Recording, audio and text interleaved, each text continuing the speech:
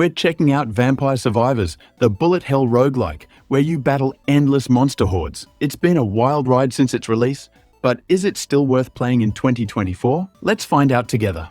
First off, let's talk about the basics. You pick a character to play as, each with their own benefits and starting weapon. You're then dropped into a large map in what is essentially a single-player horde mode. As you kill the enemies that come at you, you grow more powerful. The goal is to last as long as you can, until the Reaper shows up and ends your run at the 30-minute mark. Despite the simple controls and concept, Vampire Survivors has a surprising depth. The progression system allows you to choose which weapons to level up during your run. The more you level up your weapons, the more powerful you become, which is crucial as the enemies grow increasingly tougher. The game's core loop revolves around starting weak, auto-killing enemies, and growing stronger as the enemies become more numerous and dangerous. But what makes Vampire Survivors truly stand out is the constant sense of discovery and progression. You're always unlocking new things, whether it's new characters to play as, new areas to explore, or new spells to use. The variety of game modes, like hyper mode and inverse mode, adds to the excitement, along with various modifiers for the action. Even something as simple as a map on the pause menu can significantly change your approach to the game.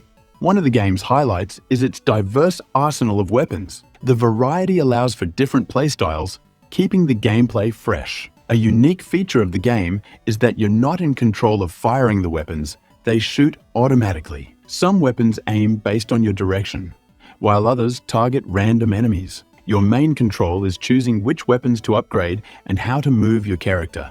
This design choice, taking weapon control out of the player's hands, was a risky gamble, but one that pays off, making the game unique and engaging. It's impressive how entertaining it is when you're just moving your character around.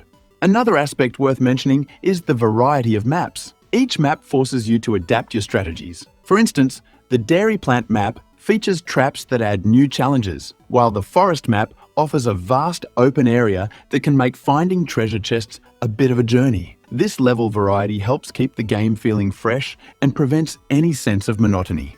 However, the game isn't without its flaws. Let's discuss some of the negatives. First off, Vampire Survivors' visuals are pretty rough. The game features a 2D pixel art style that could use a bit more polish. Some character sprites are well designed and detailed, but others feel generic and out of place. Despite this, the cool disintegration effect when enemies die is a nice touch.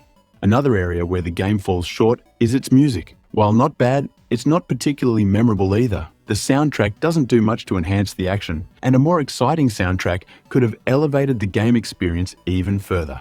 Now, let's get back to the positives. Specifically the game's weapon evolutions and unions. The spells and weapons you can choose as you level up are one of the game's most compelling aspects. They allow for a great deal of freedom and expression, making each run feel different. You might focus on upgrading a single weapon, like the spinning Bibles, or mix and match different attacks. Late-game Vampire Survivors feels distinct depending on whether you've maxed out a specific weapon or chosen a more varied loadout. The game also introduces the concept of evolving weapons, transforming them into more powerful versions. For example, pairing the whip with the right secondary item turns it into a huge, powerful weapon. Or you could combine flames with an herb that boosts your damage to create massive, flaming skulls. These evolutions shape your gameplay experience, offering different paths to explore. This freedom in choosing spells and weapons means you can approach each game differently. You might go down a specific evolution path or avoid it altogether, resulting in a unique collection of spells and weapons. Both approaches are valid and lead to interesting outcomes. In the late game, when the screen is packed with enemies, the spells and weapons you have feel like tools, allowing you to handle the chaos in your own way. So, is Vampire Survivors still worth playing? It remains an engaging and exciting game in 2024. Its simple yet deep gameplay mechanics, constant sense of progression, and variety of weapons and maps keep it fresh and fun. While the graphics and music may not be top-notch, the overall experience more than makes up for these shortcomings. The game's unique mechanics, like automatic weapon firing and weapon evolutions, offer a distinct and enjoyable experience. For anyone looking for a fun and challenging roguelike with plenty of replayability, Vampire Survivors is still very much worth playing in 2024. Thanks for watching. If you enjoyed this review, don't forget to like, comment, and subscribe for more game reviews.